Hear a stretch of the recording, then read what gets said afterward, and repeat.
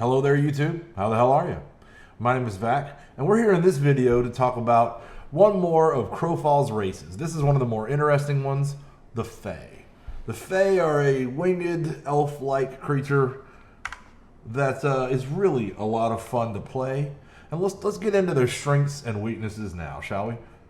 So having a quick look at the vessel for a white, normal, common Fae, which you'll start with as a new character. We're looking at plus 30 to dexterity and intellect, and that's not bad. That's 60 starting attribute points is not terrible. Now they're pretty lopsided when it comes to their statistical caps. They have the maximum possible cap for dexterity, 350, but they have below average constitution and strength, and then their intellect and spirit are just average. Which, so dexterity is 100% their strength. But nevertheless, you still see a lot of intellect-based classes with players using Fae for those classes, and we'll get to that in a minute. So real quick, we're just going to look at a few of their abilities here. Born Under the Knife is a passive increase melee power damage, and that's not bad. That's not bad. Again, that lends itself well to they have Assassin as one of their choices, and so they'll do a little extra melee damage because of that. They have Improbable Antidote, which is a passive that will possibly has a chance to remove all toxin effects from you whenever a toxin is applied. You have Toxic Tolerance, another passive that increases your organic resistance. And you can see these over here, 500 to organic resistance. Improbable Antidote removes all toxin effects on you, has a chance to proc whenever a toxin is applied. So assassins are going to have a bad day coming after you. Fairy Fire is an active ability that they get. And what that does is it lines an enemy in Fairy Fire, decreasing their anti-critical strike by 8%. So it means if you're striking them, that's giving you 8% crit. But it's also giving your whole group, whoever's out there hitting that person, 8% extra crit. And that can be pretty big in RVR. So that's not an active ability to ignore, no doubt about it. Everything else comes down to one thing.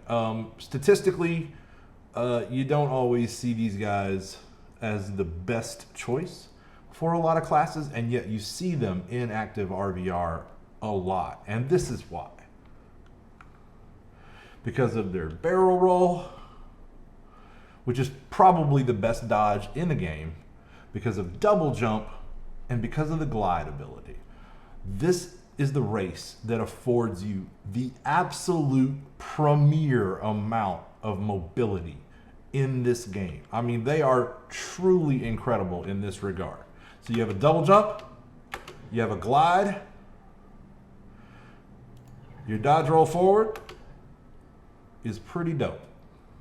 So now this is a race that can get themselves around a map, up and down a mountain, into hard to reach places better than any other.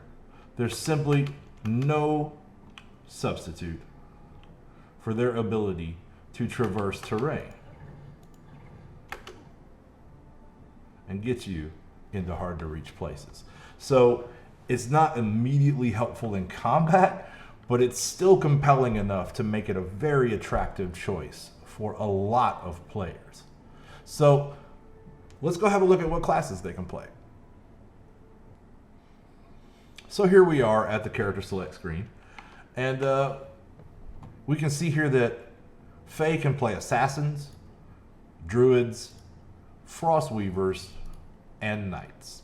First off, I'd just like to say that with below average strength and constitution, Knight is simply not a good choice for this race. If you're just dead set to have a plate wearer who can fly around and has good mobility, go ahead. I'm sure you can make it work. But statistically, things are against you. Their high intellect and high dexterity and their super massive dexterity cap lends them best to playing an assassin, because that's a dexterity-based class, and that's only getting that to that 350 is something they can attain and something that will help them a lot.